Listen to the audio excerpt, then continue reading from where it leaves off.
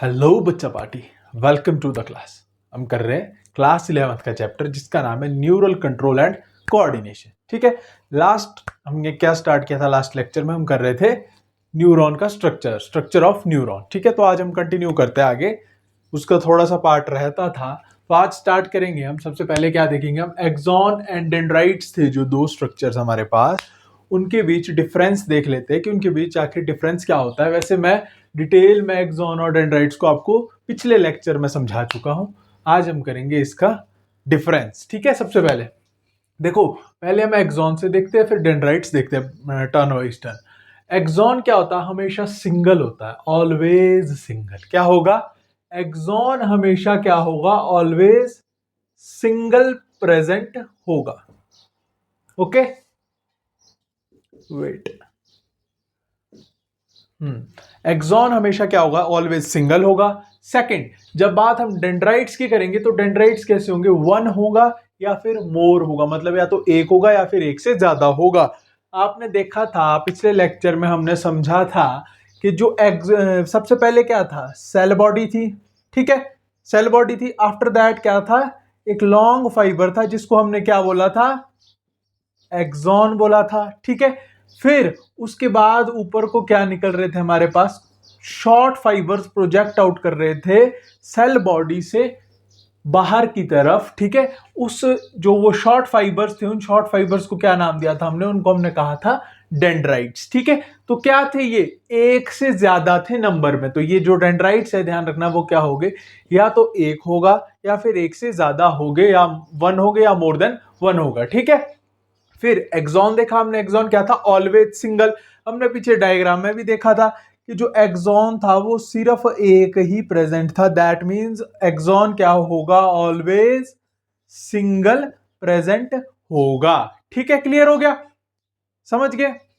अगर डिटेल में आपको डायग्राम देखना है तो पिछले लेक्चर में फुल डिटेल में पूरा डायग्राम मिल जाएगा आपको। ठीक है, अभी देखो second, it is formed of neuroplasm with neurofibrils. किससे मिलकर बना होता है? न्यूरोप्लाज्म से मिलकर बना होता है, और न्यूरोफिब्रिल्स भी उसमें प्रेजेंट होते हैं। अब न्यूरोप्लाज्म क्या होता है? न्यूरोप्लाज्म होता है नर्व सेल का साइटोप्लाज्म। ओके, सही। इसके अंदर क्या प्रेजेंट होती है? सेल ऑर्गेनेलिज प्रेजेंट होती है। हमको पता है, हमने पहले पढ़ लिया है ये सब कुछ। ठीक है, और जो न्यूरोफिब्रिल्स होते हैं वो क्या होते हैं? कंडक्शन में हेल्प करते हैं, या फिर जो हम कि पहली बात तो ये किसके अंदर प्रेजेंट होंगे? न्यूरोप्लाज्म के अंदर प्रेजेंट होगी जो हमारे न्यूरोफिब्रिल्स है। और एक्साइटेशन, जब भी कोई स्टिमुलाई मिलेगा तो उस टाइम उसकी कंडक्शन में हेल्प करते हैं। ठीक है, सेम डेंड्राइट्स में भी क्या होते हैं? किससे मिलकर बना होता है? न्यूरोप्लाज्म से मिलकर बना होता है और न्यूरोफिब्रिल से मिलकर बना होता है। ये दोनों एक्सॉन और डेंड्राइट्स में कॉमन पॉइंट है। ठीक है, क्लियर है?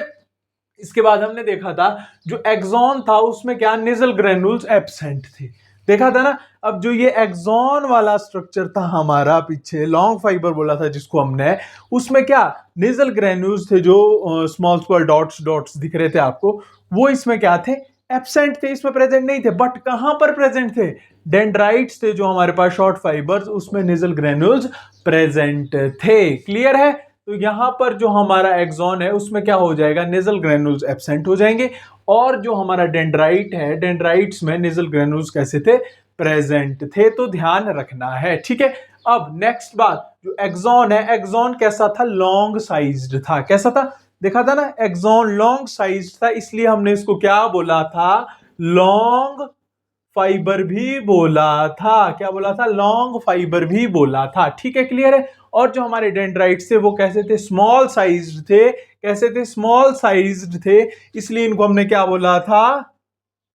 शॉर्ट फाइबर बोला था। क्लियर हो गया? अब इसके बाद हम जो एक्सॉन है, एक्सॉन कैसा था? Always away from cell body.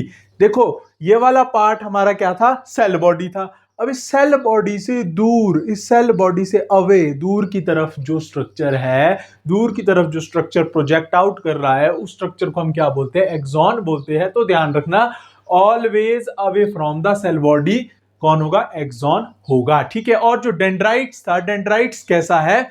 Always towards the cell body. Dendrites क्या है? सेल बॉडी के टुवर्ड्स था। ठीक है, क्लियर हो गया?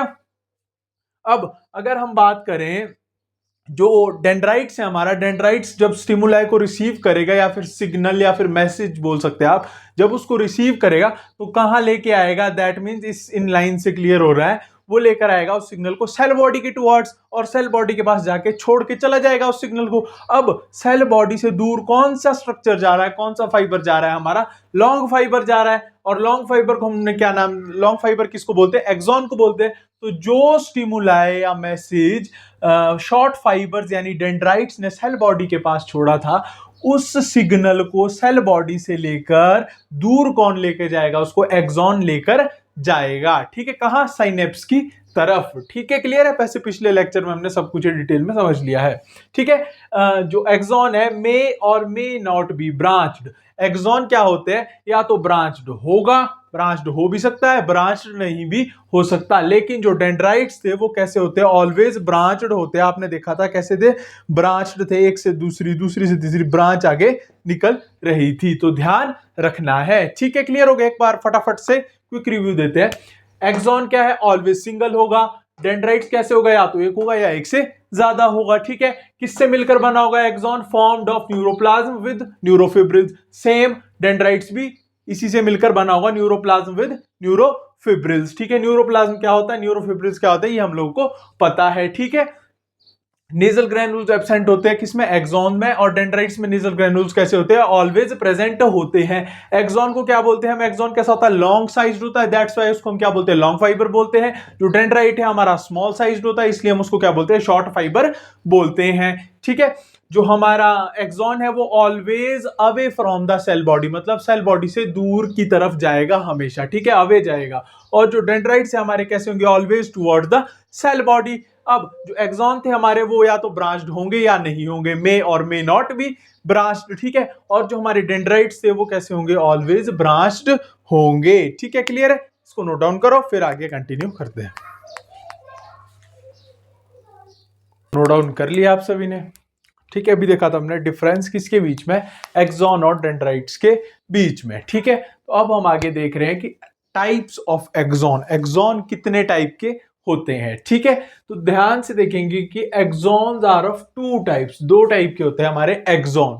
ठीक है, एक होता है हमारा माइलिनेटेड एक्सॉन, दूसरा होता है हमारा कैसा, नॉन माइलिनेटेड एक्सॉन। ठीक है, अब इन दोनों को समझते हैं कि माइलिनेटेड में क्या होता है और नॉन माइलिनेटेड क्या होता है। ठीक है, सबसे पहले देख रहे हैं हम किसके बारे में, देखेंगे माइलिनेटेड एक्सॉन के बारे में। ठीक है, The myelinated nerve fibers are enveloped with Schwann cell। हमने देखा था पीछे जो एक्सॉन का कुछ एरिया था जो किससे ढका हुआ था, एक्सॉन सेल, सॉरी, जो किससे, श्वान सेल से ढका हुआ था। ठीक है, तो ध्यान रखेंगे जो माइलिनेटेड नर्व फाइबर्स होते हैं वो किससे एनवेलप्ड होते हैं, श्वान सेल से एनवेलप्ड होते हैं। अब ये श्वान सेल्स क्या करती है, Schwann cell forms a myelin sheath, किसकी शीथ बनाती है, माइलिन शीथ अराउंड एक्सॉन। देखा था ना हमने, एक किसकी शीथ बन रही थी, वहां पर डायग्राम देखेंगे आप, पिछला लेक्चर देखेंगे तो आपको क्लियर हो जाएगा। ध्यान से समझो, माइलिनेटेड नर्व फाइबर्स किससे एनवेलप्ड होंगे, किससे